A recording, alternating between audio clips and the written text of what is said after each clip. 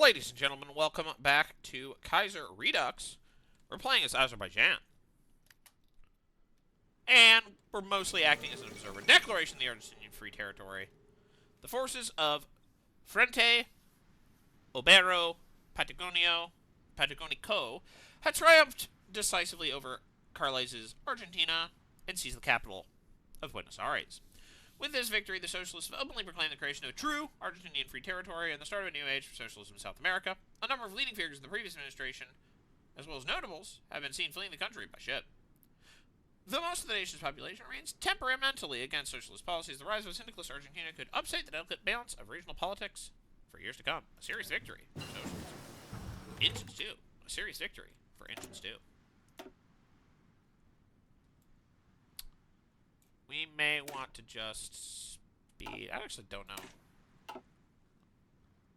if there's value here. It's 48. We could just get improved radio. That'll be good at some point. Hey, Red Flood.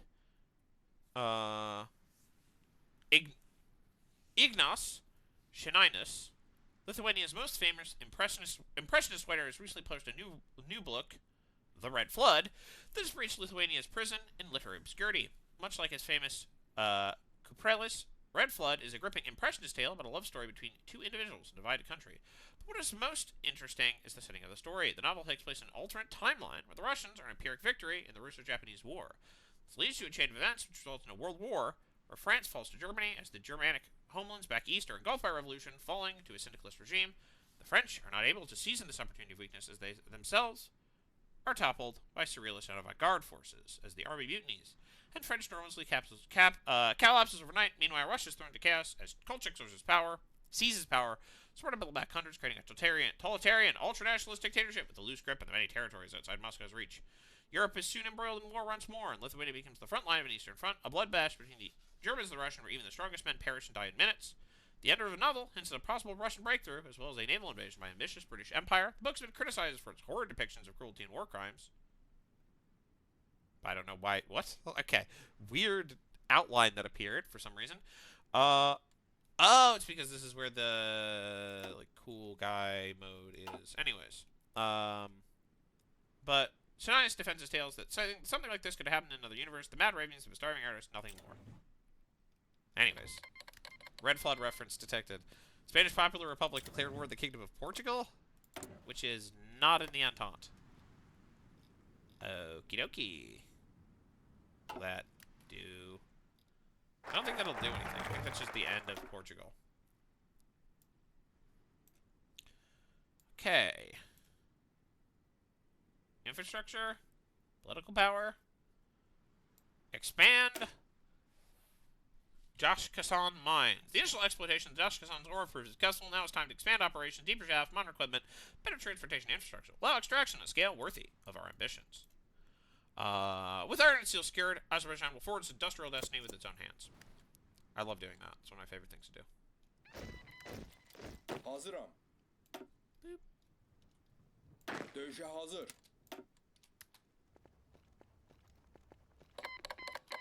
Alright. Guangzhou declares war on the Kunming national government. Okay, okay. Party time. Guangzhou has decided it's time to unite by the sword. Düzlen. Aslan, you said it.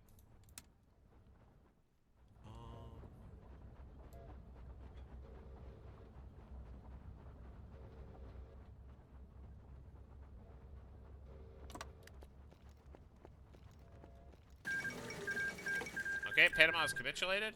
Yeah, I don't know why they declared war on Costa Rica. They got away with it. And then, chose to not do that. We no longer get the effective farmers' relief. We probably are going to wait for slightly better planes. Do we start trucking? Do we start truck moding? Truck maxing? I think maybe we need to start truck maxing.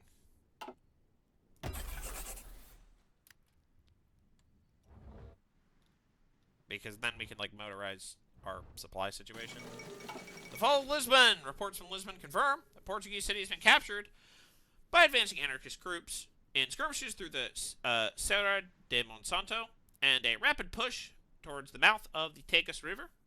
Portuguese forces put up stiff resistance, hoping to delay the anarchist forces for as long as possible, but eventually beaten back. The fight for Lisbon was complicated as the Portuguese defenders intentionally destroyed Lisbon's bridges, forcing attackers to ford across a large river to fully capture the city. A ceremony was held in the Praça do Comércio, where anarchist forces over the surrender of all remaining Portuguese soldiers in the hillsides. I see.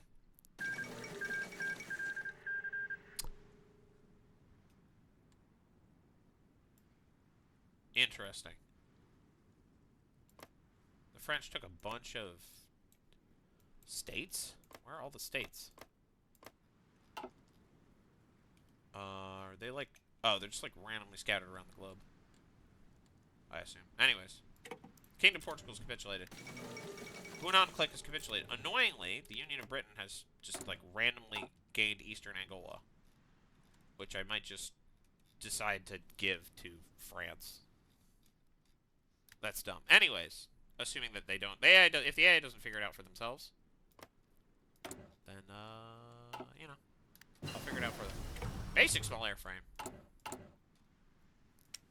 Alright, we are going to make a basic small airframe. Light machine gun.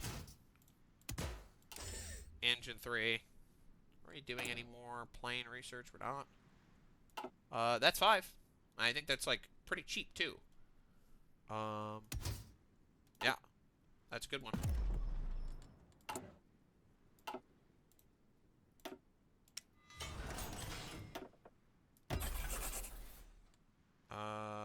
We're not building those super quick, but, you know, is what it is.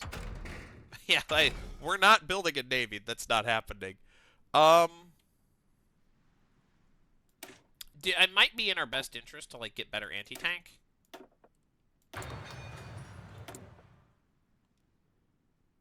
More agility, more max speed. More agility. Generally what I go with. We've expanded the mines. That has allegedly improved. Dashkahan. Whatever that other thing is, which I think is... I don't know what that is. What is that?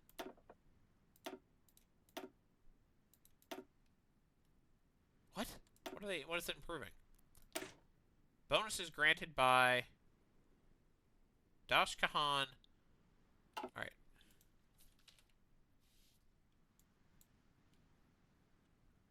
I'm gonna lose my mind. What is that? Alright, whatever. So we should probably start doing, I don't know, Baku fortified area efforts, the Ministry of Defense, proposed grid defensive ring around the capital, bunkers, artillery positions, and fortified depots that can withstand any assault. The oil city stands, Azerbaijan stands. So, we're preparing for war.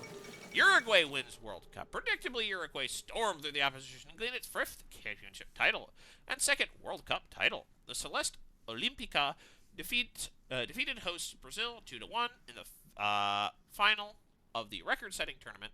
While being a strong team and host nation, Uruguay's experienced and talented squad managed to resist Brazil's valiant efforts and win with a goal in each half, and their great skill was recognized by the crowd. We congratulate the winners.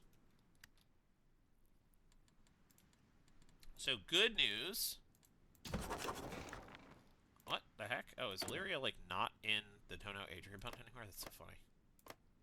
So, Illyria has a Serbian puppet, but Austria has Bulgaria, Romania, Greece, which they normally do. That's weird.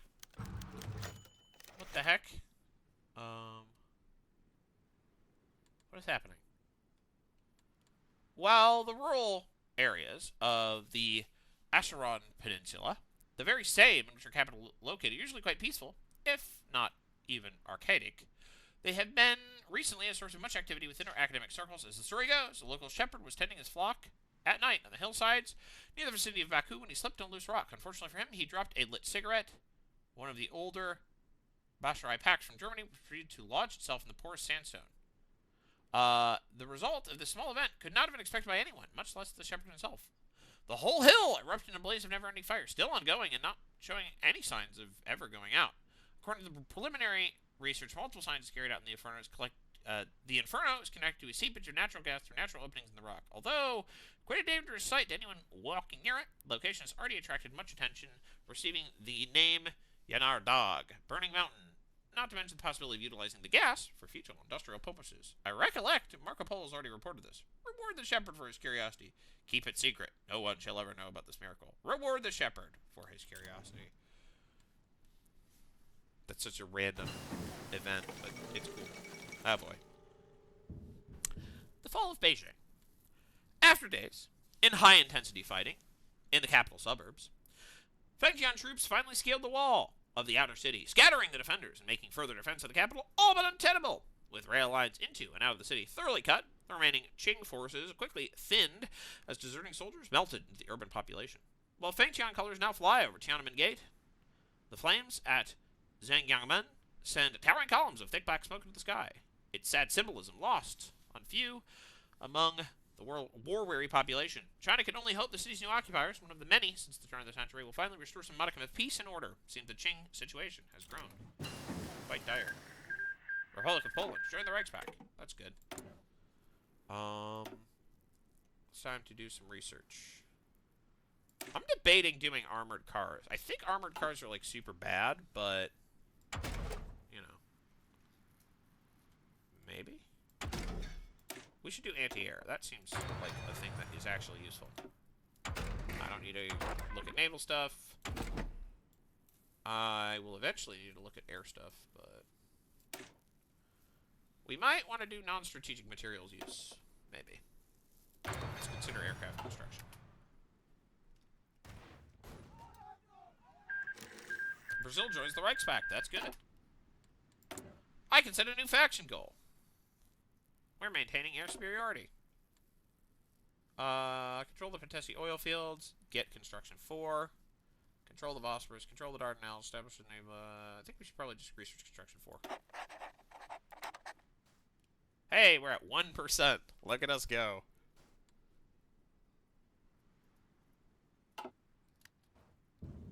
Gamers. One and all. Fall of New York City. Federal militias have been fighting. Ooh, not good for the Reds. Federal militias have been fighting in sparse skirmishes with the Red Guard down the Hudson River. This morning, the Palisades, both natural and man-made, fell from syndicate hands. Not long after that, Manhattan Island was forced to capitulate rather than risk the massive loss of life that urban warfare would bring. The syndicates have ordered the remainder of the Red Guard to transport the gold from the Federal Reserve Building to safety, leaving behind many financial workers imprisoned on Welfare Island. The whole of New York City is now under control of the United States. A massive relief effort is underway to assess the full scope of the damage the syndicates did to the city. And to the victors, the Statue of Liberty. Goes the Statue of Liberty. The most important thing captured. The Confederation has annexed Madras. Not surprising anyone. Oh boy, officer stuff. Should get a command focus. Homeland might be good. Defense might be good. I feel like Homeland is good.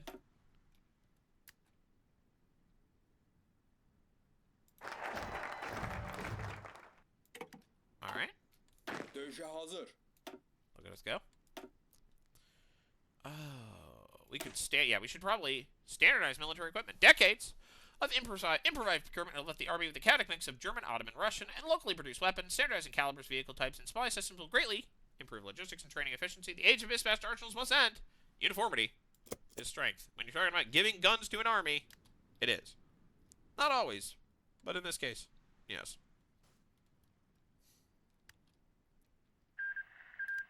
Siam's joined the Crow Prosperity Sphere. Honduras has capitulated.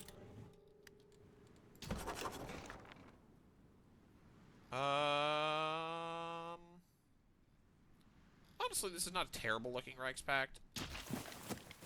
The total loss of Iberia is kind of bad, but it's fine. Alright. Afghanistan and Fergana take 2 states. So much for your proclamation of the empire. Horzem Salar do Dowleti. Haha. Okay, the Dominion of New England. What the heck? Emirate of Sheer Naked joins the Kaiserredux. Dominion of New England declares war on Canada. Oh boy. It's party time, baby. They don't want to get tread on. Let's see how long that lasts. Dövüşe hazırıq.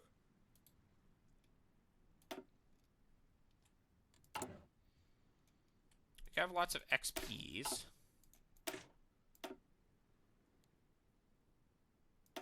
We do engineering. Support artillery. It's kind of not great for organization, actually. It's good for our soft attack, though. And good for our defense. I think that's probably worth it, assuming we can cut it. We will be fine. I think we do that, and then nothing else. We have these 2 artillery divisions that probably should just be like regular gun divisions. Just to standardize it. We're going to do that. Hazırım.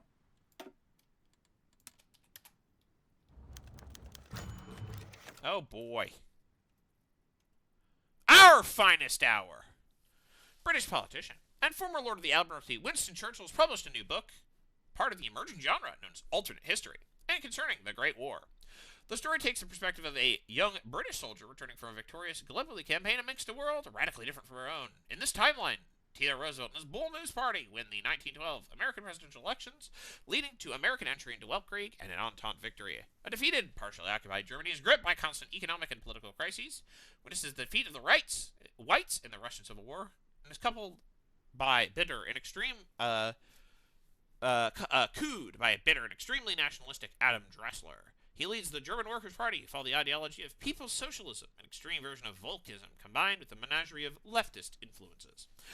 The novel ends with the beginning of a 3-sided war between Dressler's New Reich, the Western Entente led by the British Empire, and a Soviet Russia led by Sergei Kirov. The book has divided critics, with some praising its attention to detail, while others criticizing it for large flaws in historical logic. Churchill has commented that something like this could have happened in another universe. Now that's the normal dialogue. But we're in Kaiserredux. The most curious criticism, however, came from Germany itself.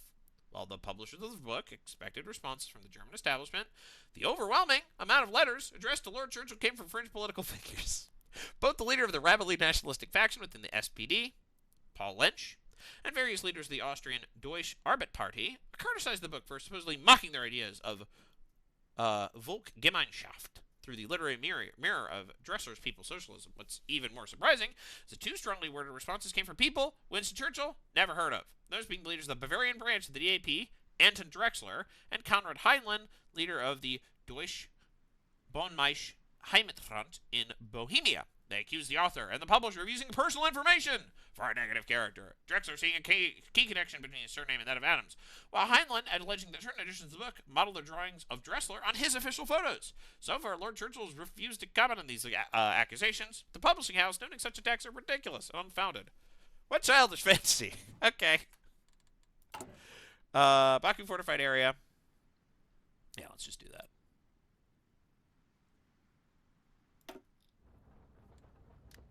Fortify that Baku. We're at war, yay, war. I'm also gonna delete these orders. Emrinize hazırım. Verge. And we're going to do that.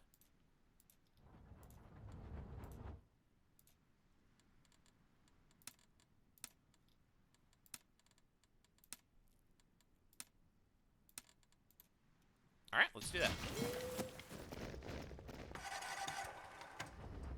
All right. Üflen. There are supply issues down here. Verge.